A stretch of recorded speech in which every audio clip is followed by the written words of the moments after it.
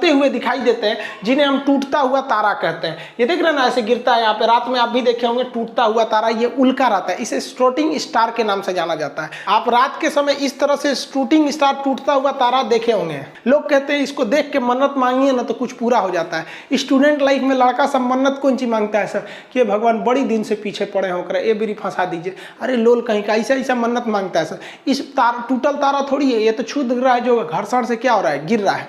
लेकिन जब कभी ये पूरी तरह जले बिना अब पूरी भड़ाक से पृथ्वी पे गिर जाता है तो उसे हम लोग कहते हैं उल्का पिंड। ये बिहार में मधेपुरा के पास गिरा था, ये देखिए ये क्या है, उल्का पिंड है। इसे दे दिया गया था उल्का पिंड को। जब ये जल रहा है तो इसे कहते हैं उल्का। देखिए जल रहा है तो इसे क्या कहेंगे, उल्का। और जल के जब ये पृथ्वी पर गिर जाता है तो उसे उल्का पिंड कहते हैं। यहाँ मेटर और यहाँ मेट्रॉइड के नाम से जाना जाता है। इसे बिहार के मुख्यमंत्री को भी सौंपा गया था, वो इसे म्यूजियम में रखवा दिए थे इस उल्का पिंड को।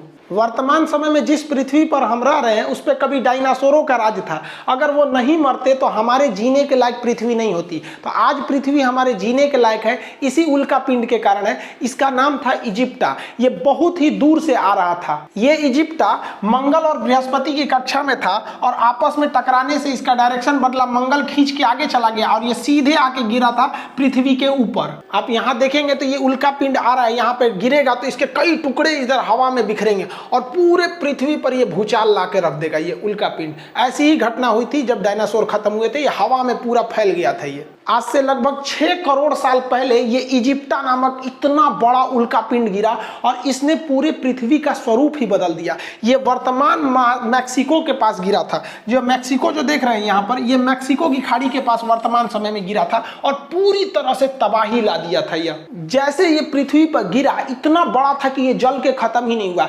इसका लगभग 10 गुना, जितना दिख रहा है इससे 10 गुना बड़ा था, लेकिन कुछ भाग तो जल के खत्म हो गए थे। जैसे ये गिरा बहुत बड़ा धमाका हुआ।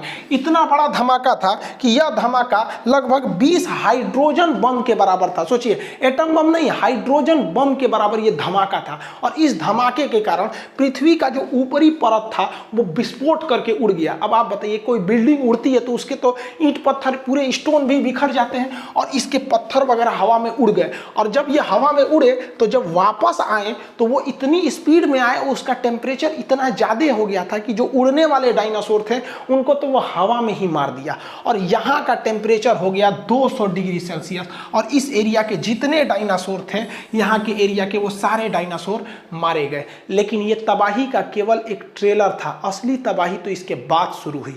इतना भीषण धमाका के बाद लगभग 10 तीव्रता का पृथ्वी पर भूकंप आया दूसरे साइड में। और पृथ्वी के इतिहास में ये अब तक का सबसे भीषण भूकंप था। इतना भयानक भूकंप से पृथ्वी पर चहल पहल, जितनी भी बड़े बड़े जीव जंतु थे ये भूकंप के शिकार हुए और दब के मर गए। और आपको पता है, हम भूकंप चैप्टर भी पढ़ा दिए हैं। भूकंप जब समुद्र के पास आता है तो वो ले लेता है सुनामी का रूप, और ये समुद्र के पास ही आया हुआ था। मैक्सिको की खाड़ी में गिरा हुआ था, जिस वजह से यहाँ भीषण भूकंप के साथ साथ सुनामी भी आ गई। और सुनामी की लहरें जो आई पूरे समुद्र का पानी उठा के ले आके पटक दी और भीषण भूकंप आया। जितने डायनासोर थे सारे के सारे डायनासोर मारे गए और पृथ्वी के अंदर का जितने ज्वालामुखी थे वो विस्फोट करके उसमें से जहरीली गैस